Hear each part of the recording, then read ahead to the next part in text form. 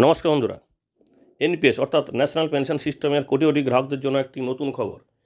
এনপিএসের যে নিয়ন্ত্রক সংস্থা পিএফআরডিএ তারা একটি নতুন বিজ্ঞপ্তি দিয়ে জানিয়েছে, যেটা নতুন বিজ্ঞপ্তি দেওয়া হয়েছে 20শে ফেব্রুয়ারি 2024। তো সেখানে বলা হয়েছে 1 এপ্রিল 2024 থেকে এনপিএসের নিয়মের একটি বড় পরিবর্তন করা হচ্ছে, সেটা হচ্ছে লগ ইন সংক্রান্ত। অর্থাৎ আপনারা জানেন অনলাইনে যারা এনপিএসে ওপেন করেছেন বা অনলাইনে যারা অ্যাকাউন্টটা সাবস্ক্রাইব করে গেছেন বা রেজিস্ট্রেশন করেছেন, তাদেরকে ইনভেস্ট করতে হলে বা কোনো কিছু কাজ করতে হলে সে স্টেটমেন্ট নেওয়া হোক বা নিজের স্টেটমেন্ট দেখা হোক, সব কিছু কাজ করতে হলে লগ ইন করতে হয়। তো সেই লগ ইন করতে গেলে এতদিন যে নিয়ম ছিল ইউজার আইডি অর্থাৎ প্যান নাম্বার এবং পাসওয়ার্ড দিলেই হতো, কিন্তু এইখানে এই নিয়মের একটা বড় পরিবর্তন করছে 1 এপ্রিল 2024 থেকে। দেখুন এখানে বলা হয়েছে এবার থেকে এনপিএসের অ্যাকাউন্টে লগ ইন করতে হলে আপনাকে 2 ফ্যাক্টর অথেন্টিকেশনের মাধ্যমে যেতে হবে।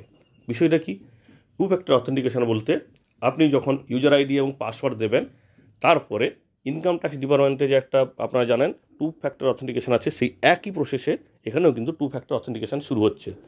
বিষয়টা এইরকম, আপনার এনপিএসে যে আধার লিঙ্কড আছে, তো সেই আধার লিঙ্কড মোবাইল নাম্বারে আপনার কাছে একটা ওটিপি আসবে। অর্থাৎ আপনি ইউজার আইডি এবং পাসওয়ার্ড দেওয়ার পরে ওখানটায় আবার একটি অপশান আসবে, যেখানটায় আপনার আধারের মোবাইলে ওটিপি যাবে। সেই ওটিপি দেওয়ার পরে আপনাকে কিন্তু লগ ইন করতে দেওয়া হবে এবং আপনার অ্যাকাউন্টটাকে অ্যাক্সেস করতে দেওয়া হবে।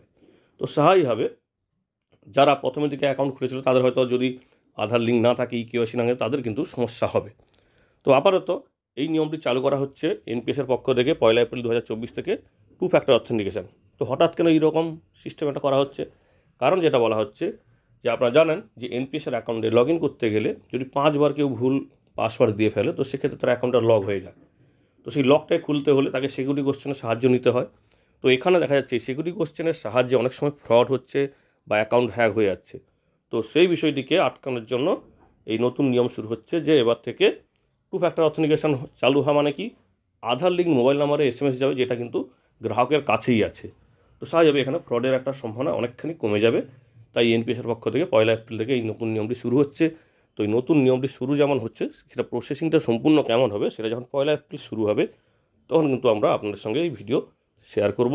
তো আপাতত আপনার কাজ হচ্ছে আপনার এনপিএসে কেওয়াইসি করা আছে নাকি বা আধার লিঙ্ক আছে নাকি, সেটা কিন্তু অবশ্যই দেখে নেবেন।